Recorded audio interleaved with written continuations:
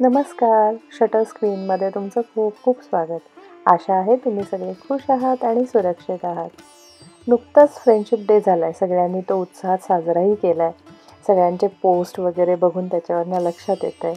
त्यानिमित्तानं थोडंसं मैत्रीविषयी जाणून घेऊयात का? मी आणि स्नेहा गेले 15 वर्ष एकत्र आहोत. बरेच लोक कौतुकही करतात, काहींना असूयाही वाटते. तसं त्या दोन्ही गोष्टींचा आमच्यावर फारसा परिणाम होत नाही. म्हणजे ना आम्ही कौतुकाने हुरळून जातो, ना असूयेने निराश होतो.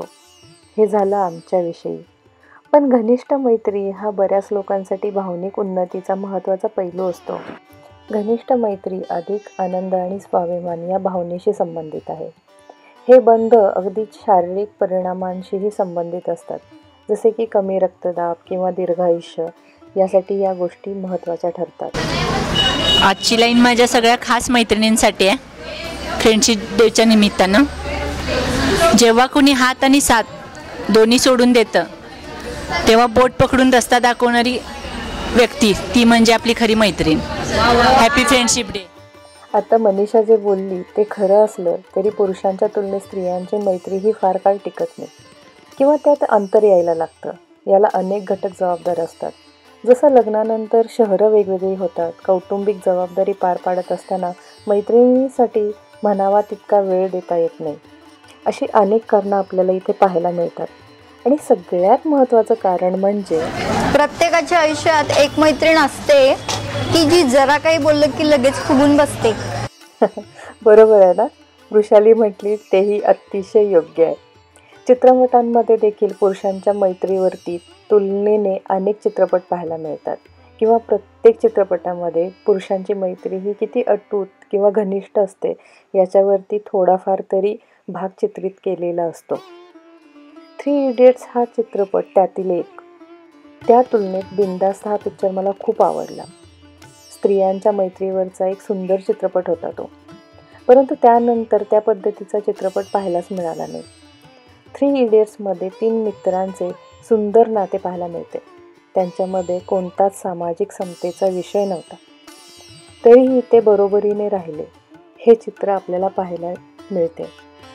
पुरुषांच्या मैत्रीमध्ये आर्थिक, सामाजिक प्रतिष्ठा असे विषय फारसे घेतले जात नाहीत किंवा त्याच्याने त्यांच्यामध्ये फारसा फरक पडत नाही. पण स्त्रियांच्या नात्यामध्ये या विषयाने बऱ्यापैकी फरक पडतो. कळत नकळत जर एखादी दुखावली गेली तर ती पुन्हा भेटणं टाळते किंवा दुसरीकडे व्यक्त होते.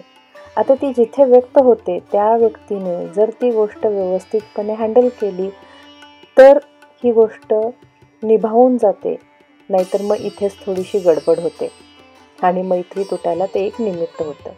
असो, पण अशा गोष्टींचा मैत्रीमध्ये फरक पडला नाही पाहिजे. मैत्री ही बेडी न वाटता ती आरामदायक वाटली पाहिजे. या नात्याला कोणत्याही ताणतणावाशिवाय पुढे जाता आले पाहिजे. कारण मैत्री ही एक अशी जागा आहे जिथे तुम्ही तणावमुक्त असता. मानसिकदृष्ट्या तणावाखाली असलेल्या व्यक्तीला खरे तर त्याचा तणाव कमी करता येईल अशी एक व्यक्ती हवी असते. त्याचबरोबर त्याच्या आयुष्यातील तणावजन्य परिस्थिती इतरांपर्यंत पोहोचणार नाही याचा विश्वासही असावा लागतो. कारण ती गोष्ट 4 चौघांमध्ये गेल्यावरती त्याची जी चेष्टा होणार आहे त्याच गोष्टीला ती व्यक्ती घाबरत असते आणि मग अव्यक्त होऊन काहीतरी चुकीचा निर्णय घेऊन बसते. म्हणजे मैत्री किती टप्प्यांवरती काम करत असते हे लक्षात घ्या.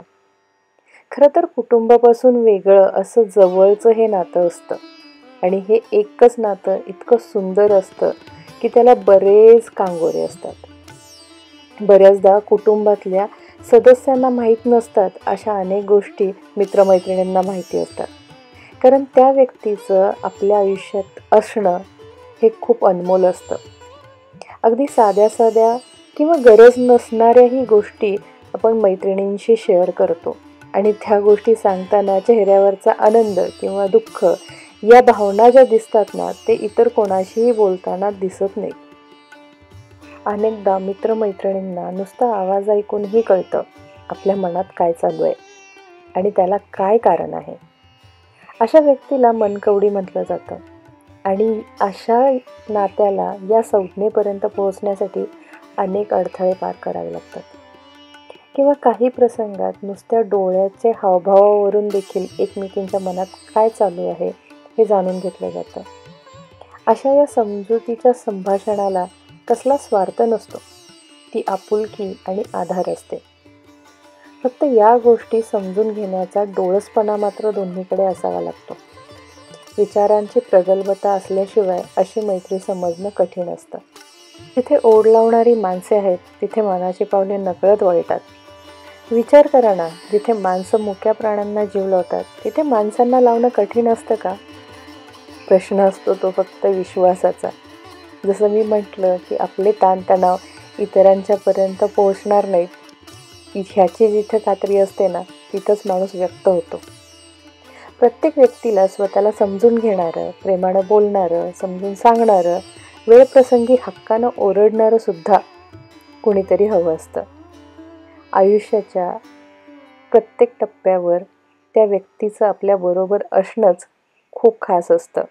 अशा मैत्रीला ना वयाचं, ना जातीचं, ना लिंगाचं बंधन असतं.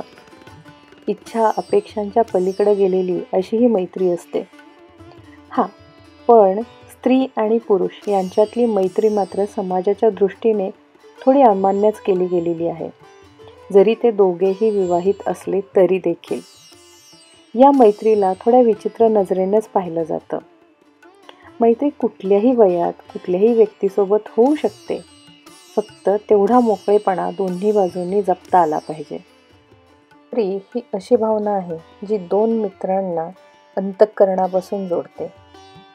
खरी मैत्रीण निस्वार्थी असते. जेव्हा तिची गरज भासते तेव्हा ती नेहमीच मदत करते. जेव्हा संपूर्ण जग आपल्या विरोधात उभं असतं तेव्हा मैत्रीणच आपल्या सोबत असते.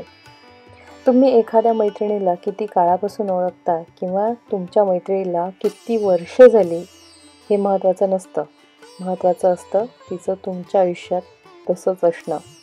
व्हिडिओच्या निमित्तानं स्नेहासाठी एक कोट माझ्याकडून. A single rose can be my garden, a single friend my world.